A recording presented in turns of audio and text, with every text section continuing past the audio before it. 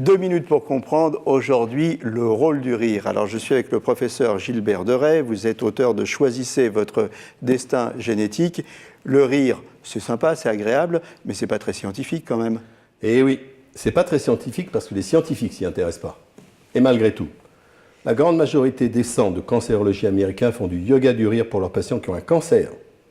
Les sociétés américaines de cardiologie conseillent le rire après un infarctus du myocarde. De même pour la Société française de cardiologie libérale. Le rire, c'est très sérieux. Remontons aux origines.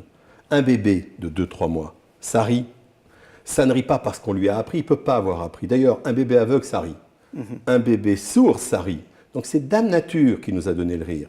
Tout ce que nous donne Dame Nature, c'est pour protéger l'espèce.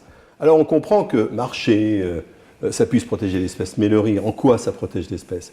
Eh bien parce que le rire, ça n'a jamais été une réponse à l'humour. Le rire est un mode de communication. Le rire, ça servait à pouvoir dire à l'autre « je viens en paix, je veux jouer ». Donc si vous prenez le rire comme un instrument de communication, alors c'est beaucoup plus intéressant. Parce que ça veut dire qu'avec ce rire, je vais partager avec vous des instants de plaisir, des instants de désir, et que je vais vous dire « non, non, je ne veux pas qu'on se batte, je veux qu'on échange tous les deux ». Donc le rire est, oui, un instrument médical. Et je souhaiterais qu'il y ait plus d'études scientifiques et que l'Occident s'en occupe un peu plus. C'est une manière de dédramatiser des situations aussi.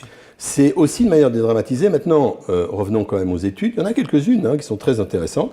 Pas beaucoup, je vous l'accorde. Et malheureusement, on en manque. Quelques-unes, elles sont toutes asiatiques, parce qu'eux, ils s'y intéressent.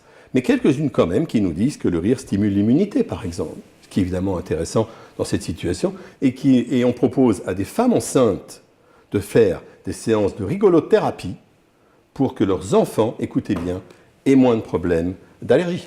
Riez, faites de la rigolothérapie et surtout portez-vous bien.